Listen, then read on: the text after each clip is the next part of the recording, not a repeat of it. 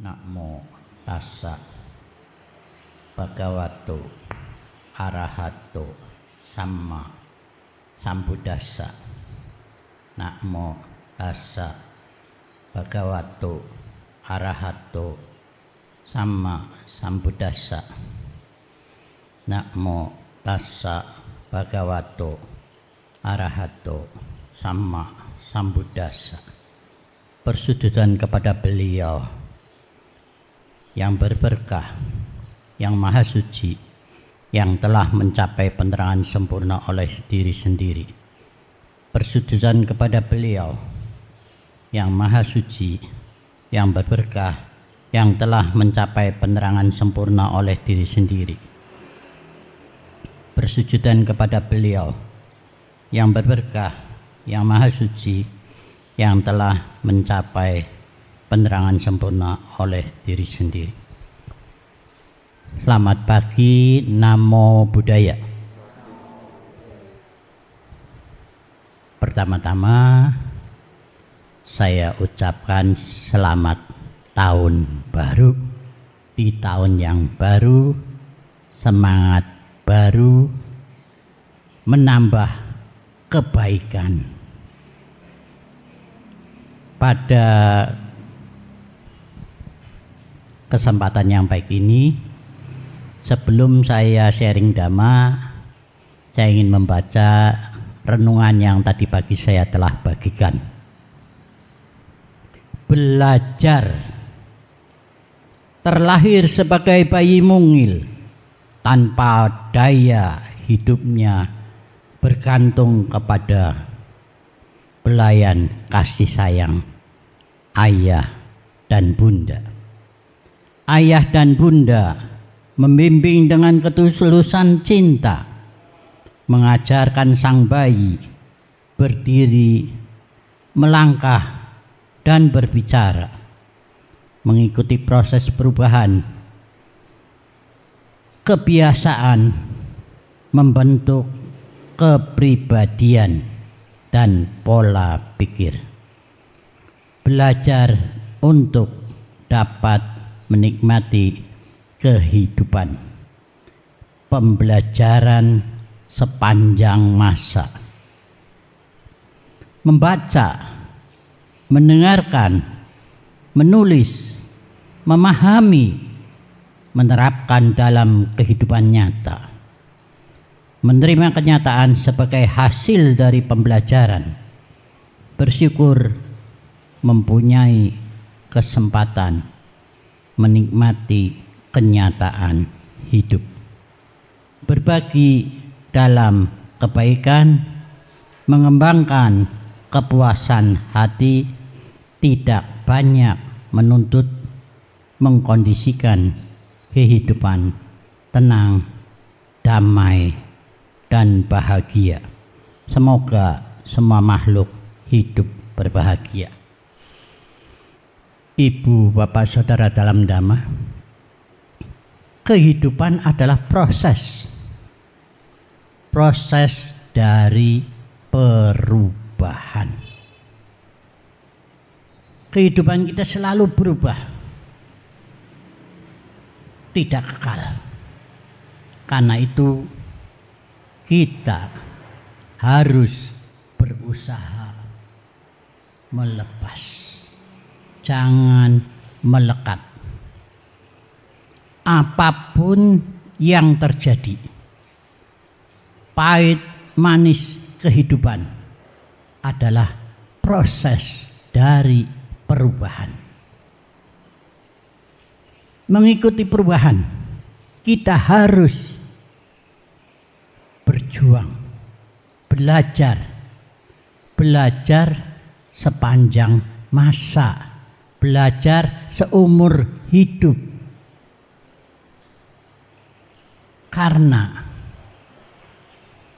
kita berjuang untuk mengikuti proses dari perubahan, menjadikan diri kita menjadi lebih baik.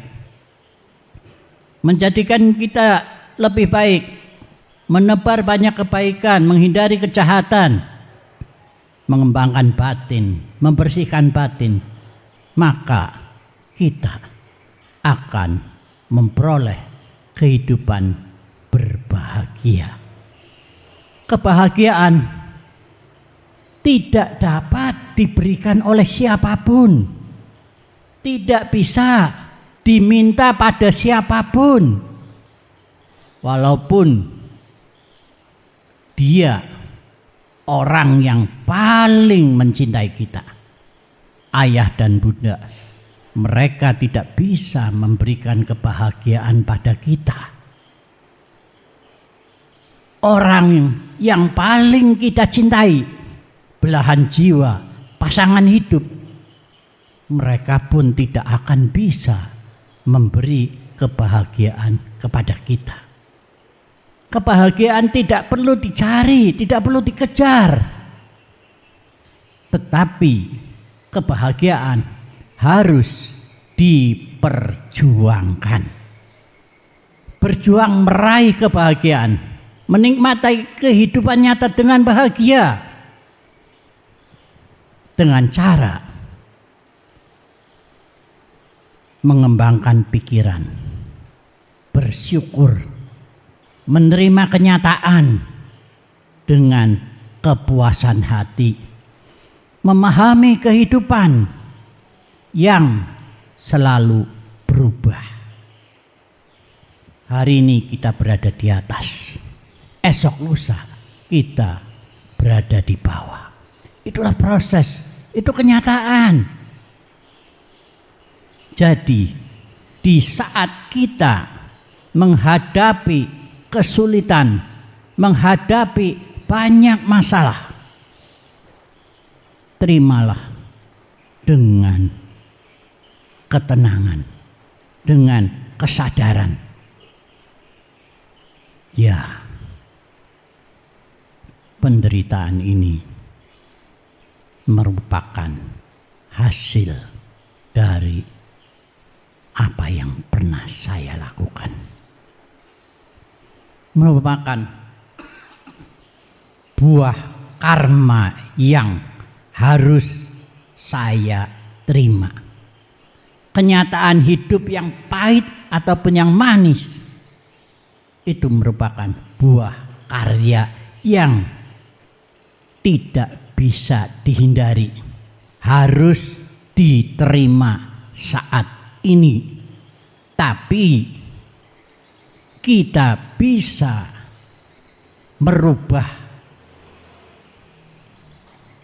mengikuti proses perubahan. Kita bisa memperbaiki, kita bisa memperjuangkan kehidupan kita sendiri. Caranya adalah menebar banyak kebaikan. Daripada kita setiap minggu merupakan kewajiban kita datang ke wihara. Apa tujuan kita datang ke wihara? Belajar memperoleh kebahagiaan. Kenapa saya katakan di wihara kita bisa belajar memperoleh kebahagiaan?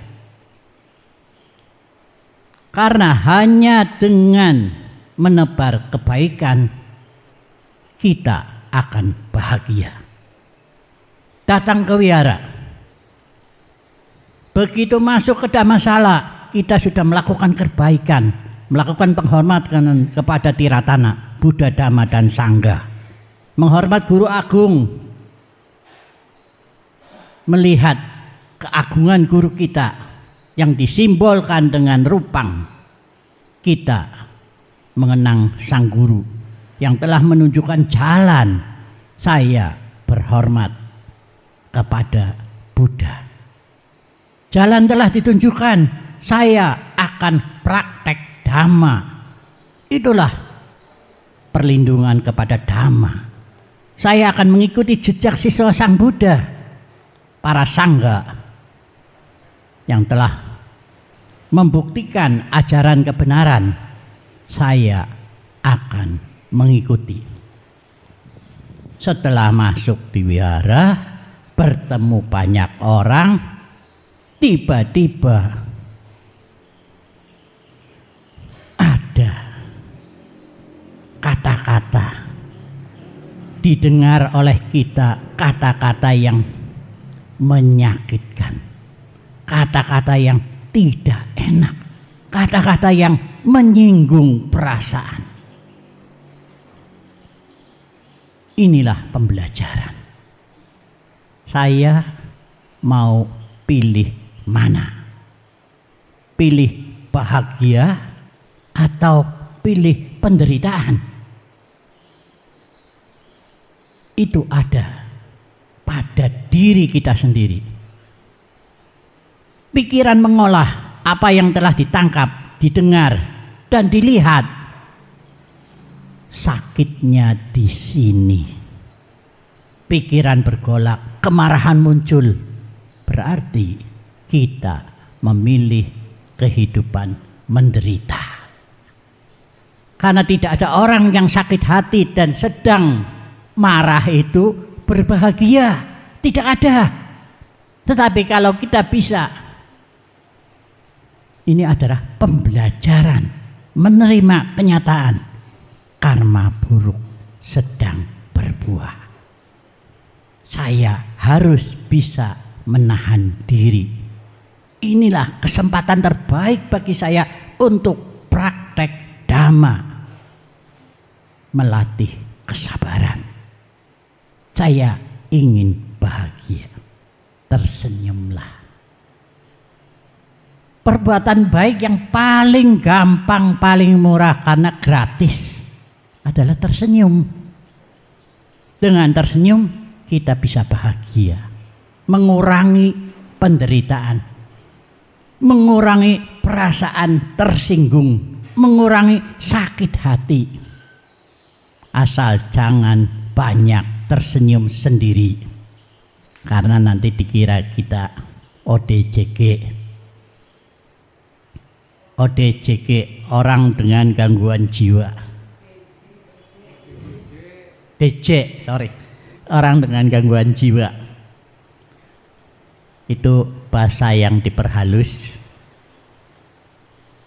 pengganti orgil, orang gila. Jadi, bicara orang gila, saya ingin menambahkan sedikit.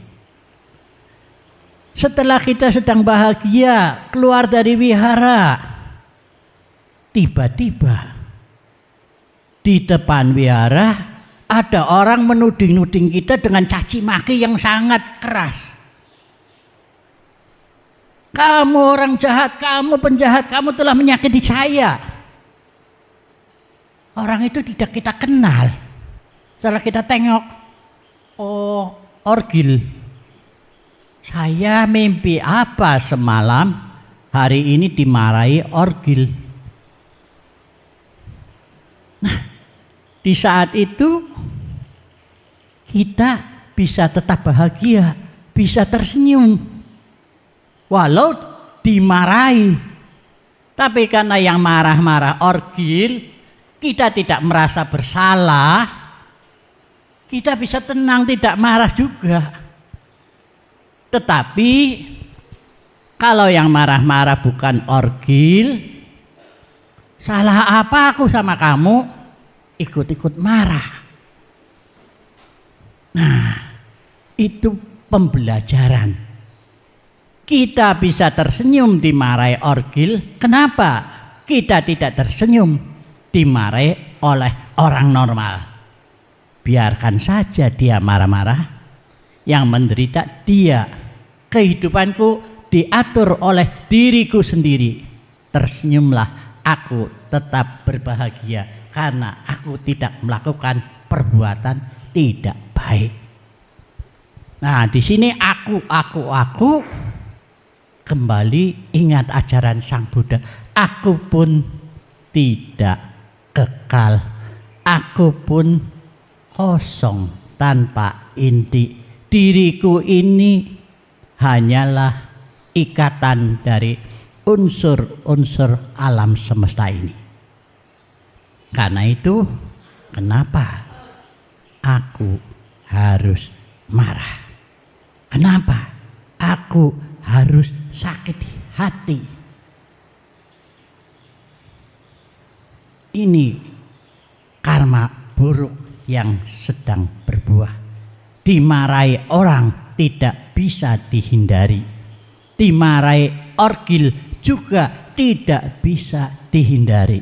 Tetapi menerima kemarahan orang tanpa ikut marah adalah kebahagiaan. Bayangkan saja, oh ini orang seperti orgil. Tapi jangan diucapkan, ucapkan di dalam hati, oh ada orgil. Kan, jadi kita bisa tersenyum. Dia marah, kita tersenyum. Walaupun tidak mudah. Yang tidak mudah perlu dipelajari. Dengan belajar kita memperoleh manfaat. Ada perbuatan baik lagi, murah, gratis. Tapi ada yang bayar juga. Tetapi yang gratis setiap minggu dipraktekkan di wihara, yaitu meditasi, walaupun 5 menit. Itu kebaikan yang sangat besar dan sangat bermanfaat bagi diri kita sendiri. Tetapi tidak cukup kalau hanya seminggu sekali. Sisihkan waktu. Setiap hari 15 menit saya berusaha duduk. Kalau duduk kakinya sakit, meditasi jalan, melangkah. 1, 2, 1, 2. Dengan membiasakan diri kita meditasi jalan, itu adalah belajar. Kita pun bisa praktek melatih konsentrasi setiap saat. Naik motor, kita butuh konsentrasi, memperhatikan jalan, kita mau kemana. Saya pernah naik motor tidak konsentrasi. Kebiasaan saya berangkat kerja dari rumah langsung menuju ke satu kantor yang melewati di tempat saya bekerja. Ke kantor yang ujung saya harus absen.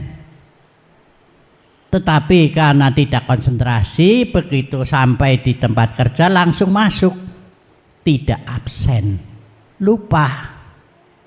Setelah asik bekerja jam 8, petugas absensi WA, Pak, tadi tidak absen. Oh iya. Akhirnya pulang. Sia-sia saya bekerja. Karena tidak absen dianggap tidak masuk. Jamnya sudah lewat, tidak mungkin diperbaiki. Jadi pulang. Nah, itulah kebiasaan yang kurang baik karena tidak konsentrasi, akhirnya lupa. Ada juga peristiwa lagi, naik motor dari rumah mau berangkat, nanti pulang beli sayur. Ya, berangkat. Sampai di rumah, mana sayurnya? Oh, lupa. Itu proses dan itu kenyataan, bisa terjadi oleh siapapun. Karena apa? Karena kita lalai, asik dengan aktivitas, rutinitas, kebiasaan, sehingga ada peristiwa yang penting terlupakan, terabaikan karena kita tidak konsentrasi. Dengan berlatih, dengan belajar. Belajar sing angel, sing sulit bukan berarti tidak bisa. Makin sulit, makin besar manfaatnya, makin membuat hidup kita bahagia. Terlebih kalau kita berhasil, wah, senangnya bukan main. Cara berbuat baik ada lagi yang paling mudah. Mungkin di saat kita keluar rumah membuang sampah, di saat jam tertentu kita melihat penyapu jalanan. Mereka itu bekerja sudah sekian jam. Adalah wajar mereka merasa haus. Kita berdana segelas air paling berapa murah, tapi manfaatnya besar karena penyapu jalanan itu saat itu pasti sedang haus. Dengan kita berbagi memberi air minum, ini karmanya sangat baik dan besar. Itulah kesempatan-kesempatan kita dalam aktivitas keseharian memupuk kebaikan. Seringkali kita lalai, kita tidak memperhatikan. Itu kesempatan baik bagi kita. Atau kita melihat pemulung, ya pas kita mau beli sarapan, harusnya beli 2, ya tambah 1, beli 3, berikanlah kepada pemulung. Ini sebetulnya kesempatan baik dalam kita menebar kebaikan, memupuk kebahagiaan. Semakin banyak kita berbuat baik, kita akan memetik kebahagiaan. Hidup adalah pembelajaran. 1, mengatasi kemarahan, mengurangi kebencian. Kebencian ada yang tidak bisa dihindari. 1, membenci. 2, dibenci. Kalau membenci kita bisa menghindari, kita bisa mengurangi, walaupun tidak mudah. Saya tersinggung, timbul kebencian, mengharap orang lain celaka. Padahal setiap minggu kita baca Karanya Metta Sutta. Jangan karena marah dan benci mengharap orang lain celaka. Tetapi kalau kita sudah membenci, gelap mata, ingin membuat orang lain celaka, membuat orang lain menderita, marilah kita belajar memperbaiki diri, mengurangi perbuatan tidak baik, mengurangi kemarahan, kebencian, berbicara kasar dan menyakitkan.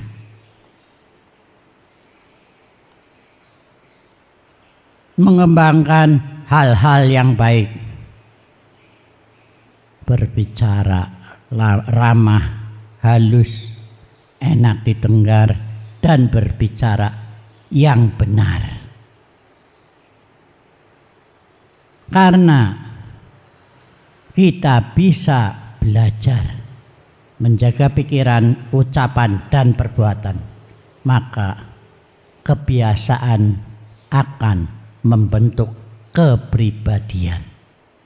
Memiliki kepribadian yang baik, maka kita akan menjadi orang yang dihormati.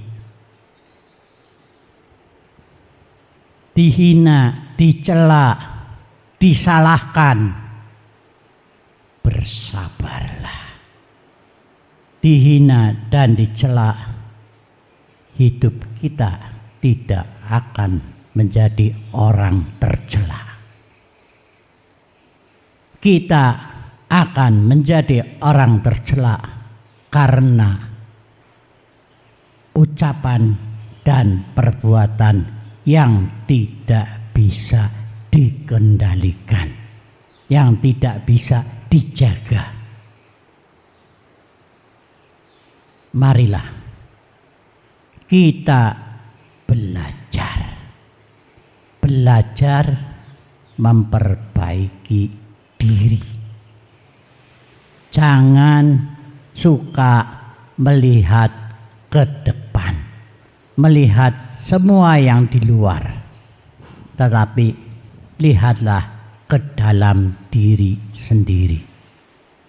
Dan jangan bertanya, aku kurang apa. Tanyakanlah, apa yang dapat saya lakukan, apa yang belum saya lakukan. Karena kalau bertanya, aku kurang apa, berarti sudah merasa diri benar. Terkadang karena kemarahan, aku kurang apa, aku sudah nurut, masih disalahkan.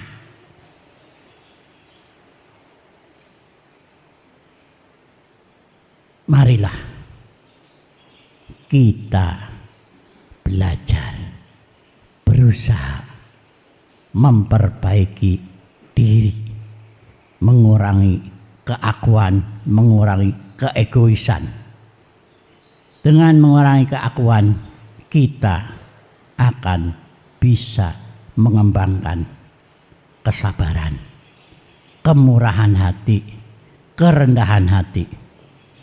Karena aku ini tidak ada, jadi tidak perlu dibanggakan, tidak perlu membanggakan diri. Dengan memiliki kerendahan hati, kita akan bisa mengembangkan banyak kebaikan.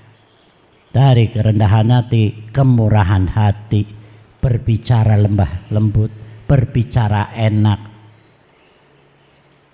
berani berbicara di depan seperti saat ini saya. Ini kesempatan berbuat baik. Dan di saat saya berbicara di sini,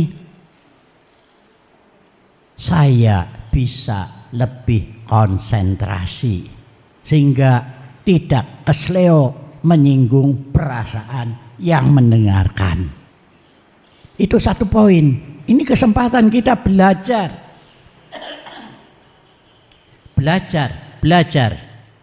Belajar pertama untuk diri sendiri. Dengan mencintai diri kita sendiri, kita bisa mencintai orang banyak. Dengan berusaha menghormati diri sendiri, dengan menjaga ucapan, pikiran, dan perbuatan, maka kita pun akan bisa menghormati orang lain.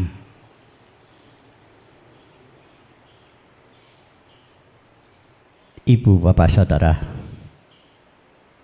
saya berbicara di sini bukan berarti saya sudah bisa praktek. Saya pun masih belajar.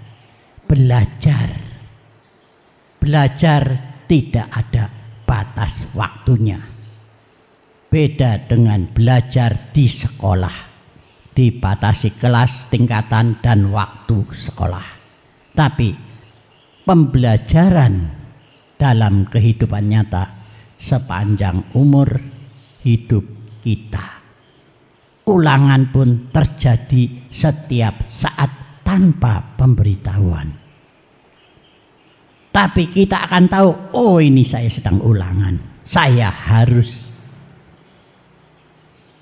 lebih waspada. Saya harus lebih konsentrasi. Maka kita akan memperoleh hasil yang lebih baik.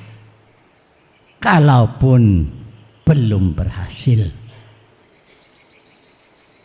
Dalam arti saya masih tersinggung, saya masih marah, saya masih sakit hati. Wajar, karena saya belum suci. Tapi jangan karena saya belum suci jadi saya marah. Wajar, boleh marah terus. Bukan begitu. Saya belum bersuci berarti saya masih harus belajar berjuang untuk mengurangi kemarahan, mengurangi kebencian, mengurangi sakit hati. Saya tidak mau disakiti orang lain, maka saya berusaha untuk tidak menyakiti orang lain. Saya tidak mau dibenci orang lain, maka saya berusaha untuk tidak membenci orang lain. Itulah konsep cara kita belajar memperbaiki diri. Berjuang, belajar dengan praktek dhamma, ajaran kebenaran yang telah ditunjukkan oleh sang guru kita, maka kita akan memperoleh kebahagiaan. Kebahagiaan hanya bisa diraih oleh kita sendiri dengan bersyukur, berusaha, merasa puas menerima kenyataan. Jadi semua kembali ke dalam diri sendiri. Semoga apa yang saya sampaikan ini bermanfaat bagi kita semua. Saya kira cukup sekian. Semoga kebaikan yang saya lakukan melimpah kepada sanak keluarga yang telah meninggal, dan apa yang telah saya sampaikan bermanfaat bagi kita semua, juga bagi semua makhluk yang tampak maupun tidak tampak. Sabe sata bawantu sukitata, semoga semua makhluk hidup berbahagia. Sadu, sadu, sadu. Terima kasih.